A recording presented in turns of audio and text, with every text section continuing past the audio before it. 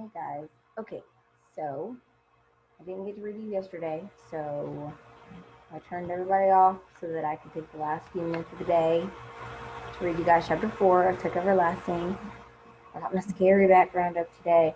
I had a ghost in my background this morning. It was a library with a ghost, and nobody noticed, and it made me very sad. Then I realized my big old head might have been blocking the ghost, so I put a more obvious, creepy ghost in the background in this one. We're gonna see how creative we can get for the end of the 6 weeks. Alright, chapter 4. Let's go. At sunset of that same long day, a stranger came strolling up the road from the village and paused at the Foster's gate. Winnie was once again in the yard, this time intent on catching fireflies, and at first she didn't notice him. But after a few moments of watching her, he called out, "Good evening!" He was remarkably tall and narrow. This stranger standing there, his long chin faded off into a thin, apologetic beard. But his suit was a jaunty yellow. It seemed to glow a little bit in the fading light.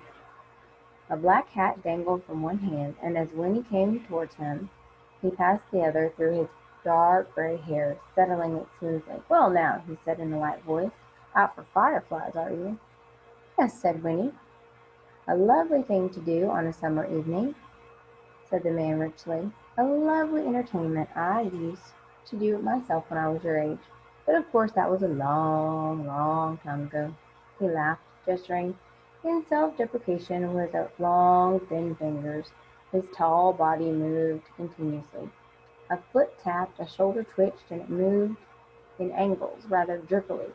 But at the same time he had a kind of grace, like a well-handled marionette, a puppet, like the one from the string. Indeed, he seemed almost to hang suspended there in the twilight, but Winnie thought she was half charmed, was suddenly reminded of the stiff black ribbons that had hung on the door of the cottage for her grandfather's funeral. She frowned and looked at the man more closely, but his smile seemed perfectly all right, quite agreeable and friendly. "Is this your house?"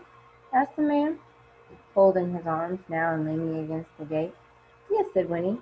"Do you want to see my father?" "Perhaps in a bit," said the man. "But I'd like to talk to you first. Have you and your family lived here long?" "Oh, yes," said Winnie. "We've lived here forever." "Forever?" the man echoed thoughtfully. It was not a question, but Winnie decided to explain anyway. "Well, not forever, of course, but as long as there've been any people here. My grandmother was born here. She says this was all trees once. Just one big forest everywhere around, but it's mostly all cut down now, except for the wood." "I see," said the man, pulling at his beard.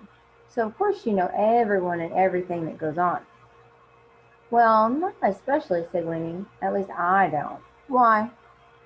The man lifted his eyebrows. "Oh," he said. "I'm looking for someone. A family." "I don't know anybody much," said Winnie, with a shrug.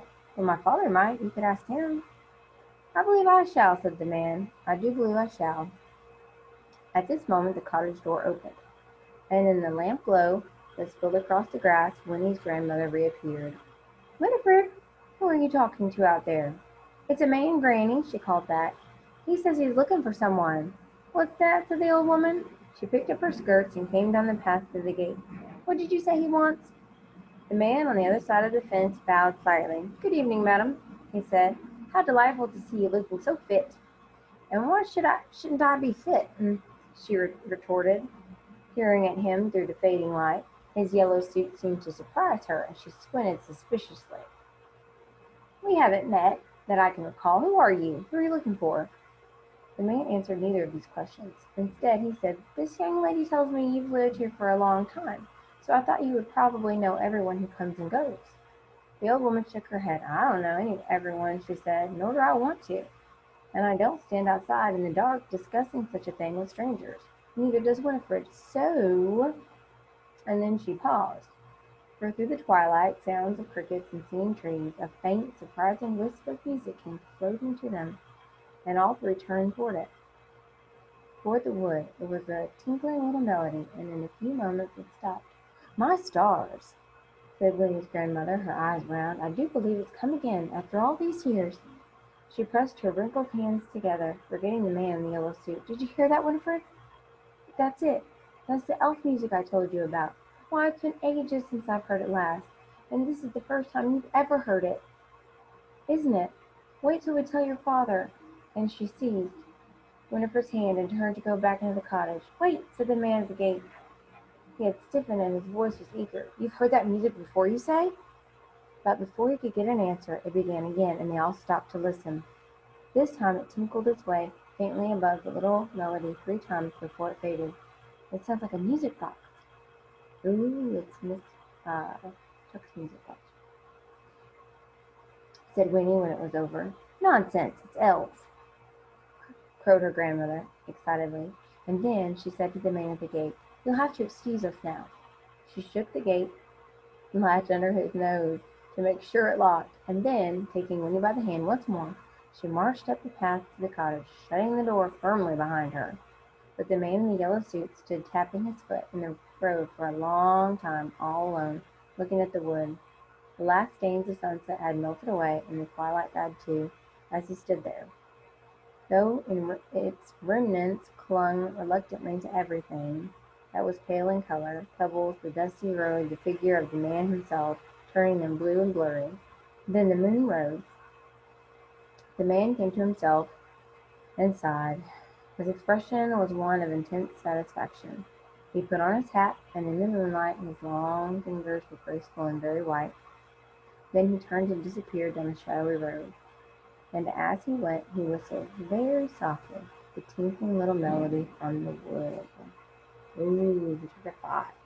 So he's looking for them, and Winnie's looking for them, Winnie's grandma's looking for them, because remember, they only come every 10 years to see their mom, and she takes that music box with her that I read about in the first 2 chapters. So they're hearing the music box, and that they think it's elves, and since they said they've been there for 80-something years, then her grandma was probably a little girl when she first heard it. So that's pretty interesting. Yeah. Also, don't talk to strangers. If a creepy man in a yellow suit rolls up at your gate, you roll right back on inside. But this is a story. It's fiction.